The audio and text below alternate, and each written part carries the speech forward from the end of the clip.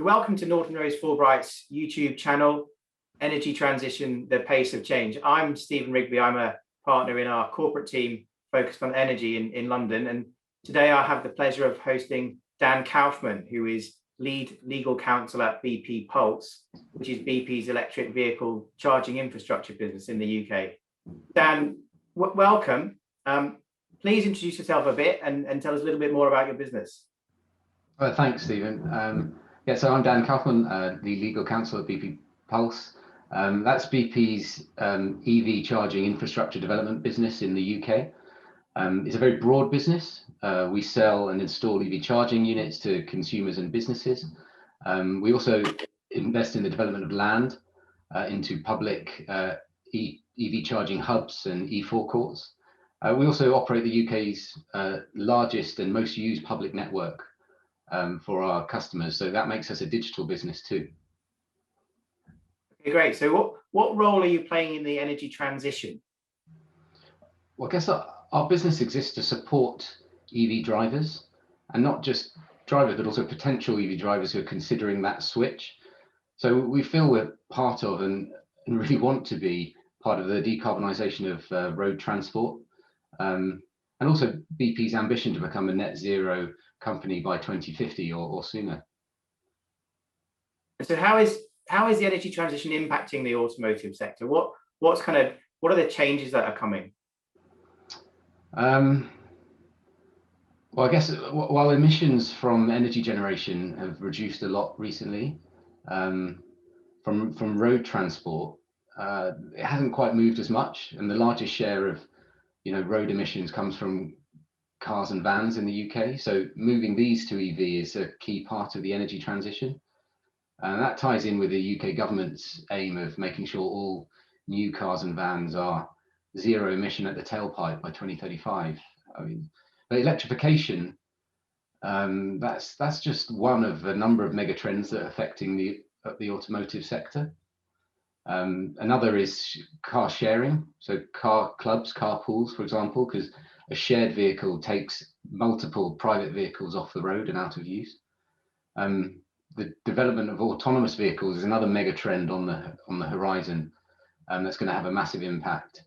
But I think for the industry, the focus is not necessarily limited to the tailpipe. It's also about increasing focus on the life cycle emissions of the vehicle, so from production all the way through to end of life. And we've still got to look at electricity generation. EVs powered by a carbon intensive grid are still cleaner by mile, but it's clearly massively important that we are, we're charging those vehicles using renewable energy. And there's lots of ways to facilitate that, but the growth of EV ownership has to drive investment in renewable energy. So there's a lot going on there. There's a lot of different things happening. They're all interacting with each other. How's your business responding to all of this?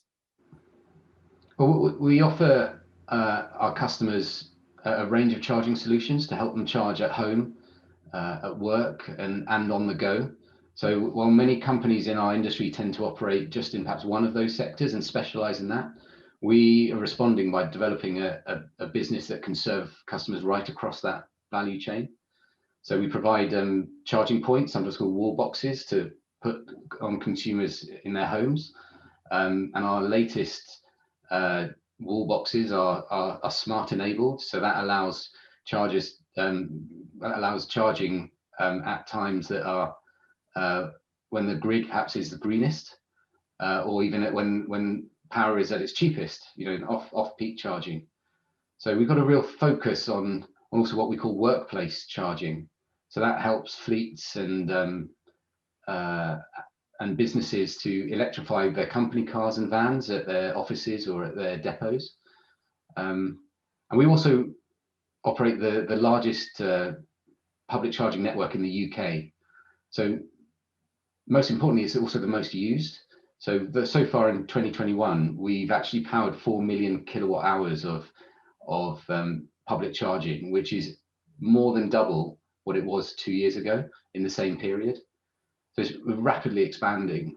And one of our core strategies is to really have an emphasis on ultra fast charging, So that's bringing the fastest chargers into the most convenient locations for our customers, that giving them the best charging experience.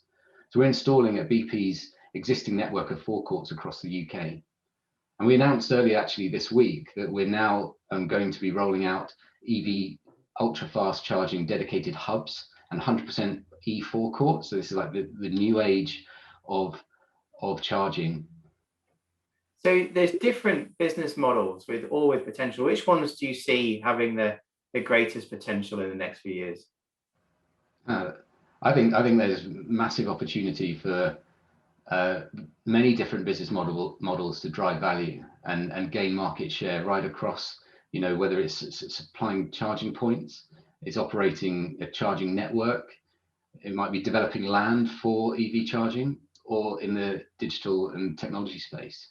I mean, being a really broad EV charging business, we cover all of these areas. We believe that gives us the experience and the perspective and the agility to kind of evolve as this is a very nascent market.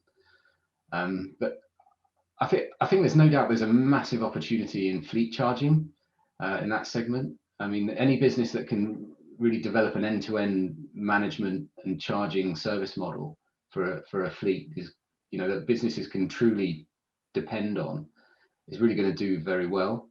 For public charging, we offer pay-as-you-go and recently contactless, but our subscription model, which offers our BP Pulse community discounted charging rates and also other bundled services, that's proved really popular. And for the business, it delivers regular and recurring revenue streams that enable us to invest in network growth.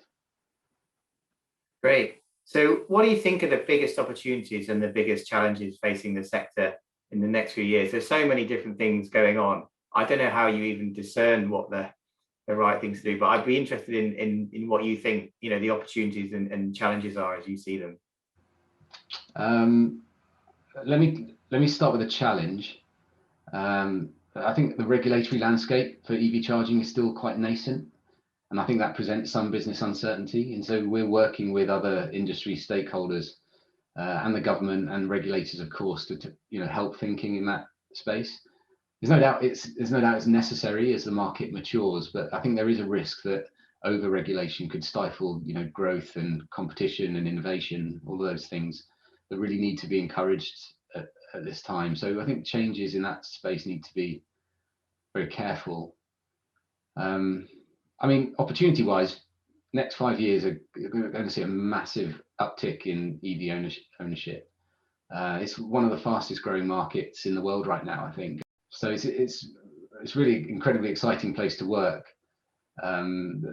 It feels like there isn't really a moment to breathe at the moment. If we're not making an exciting announcement about something that we've done, then our competitors are, and we're reacting to that. So it's just literally a constant activity, and it's a huge amount of fun.